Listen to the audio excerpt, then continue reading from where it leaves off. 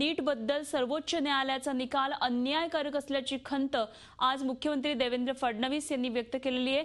2018 पासून नीट लागू करण्याची विनंती करणार असल्याचंही म्हटलंय। फेरविचार याचिका दाखल करणार असल्याचं कोर्टात असं त्यांनी मुख्यमंत्र्यांनी सांगितलेलं आहे।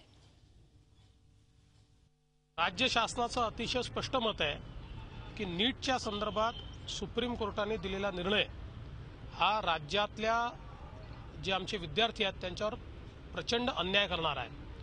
अचानक बदललेल्या कोर्सने अशी परीक्षा देणं हे विद्यार्थ्यांना शक्य नाहीये। मला असं वाटतं की या अडचणी सुप्रीम कोर्टाने समजून घेण्याची आवश्यकता आहे। आम्ही त्या संदर्भातलं रिव्ह्यू पिटिशन दाखल करतो। सोमवारी ते रिव्ह्यू पिटिशन आम्ही दाखल करून त्या ठिकाणी आम्ही सुप्रीम कोर्टाला सांगणार आहोत की याच्यामध्ये कोर्समध्ये किती बदल आहे।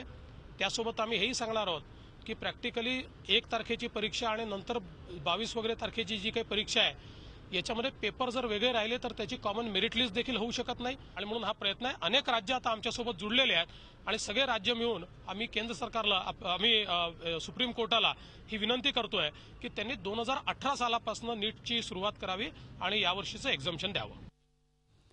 नीटबद्दलचा निकाल हा अन्यायकारक आहे अशी प्रतिक्रिया दिली आहे मुख्यमंत्र्यांनी।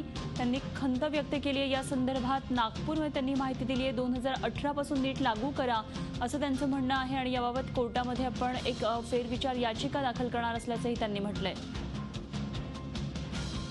आणि या संदर्भात आणखी सविस्तर माहिती जाणून घेऊया। आमचे प्रतिनिधी अखिलेश हळवे सध्या आपल्या बरोबर आहेत नागपूरमधून।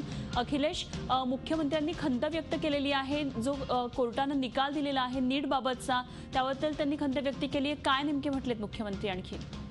खरं आणि अतिशय महत्त्वाची भूमिका मुख्यमंत्र्यांनी राज्य सरकारने घेतली। एकूण हा जो पूर्ण संबंधीचा गोंधळ सुरू होता त्याचे राज्य सरकार निर्णय घेतले असं कुठेतरी इम्प्रेशन झालं होतं। त्यामुळे मुख्यमंत्र्यांनी जी भूमिका घेतली की राज्य सरकार फेर याचिका दाखल करणार आहे। आणि आता महत्त्वाचं म्हणजे या पूर्ण प्रश्नावर हा फक्त महाराष्ट्राचा प्रश्न नाही आहे तर अजून काही राज्य देखील महाराष्ट्रासोबत जोडले।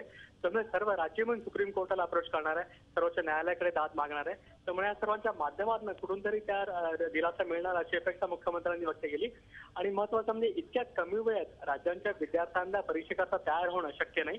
आणि हे पूर्ण जर का प्रक्रियेकरता बघितलं तरी प्रॅक्टिकल नाही आहे, योग्य नाही असं करणं। आणि त्यामुळे ह्या विद्यार्थ्यांना दिलासा मिळवण्याकरता हा पूर्ण प्रयत्न राज्य सरकार करणार आहे। आणि ह्या संबंधाने जो राज्य सरकारचा प्रयत्न होणार आहे त्याला सुप्रीम कोर्टाची मान्यता मिळेल किंवा काहीतरी सुप्रीम कोर्ट या पूर्ण प्रकरणाबद्दल राज्य सरकारकडे सहानुभूतीपूर्ण विचार करेल असं देखील विश्वास मुख्यमंत्र्यांनी व्यक्त केलाय।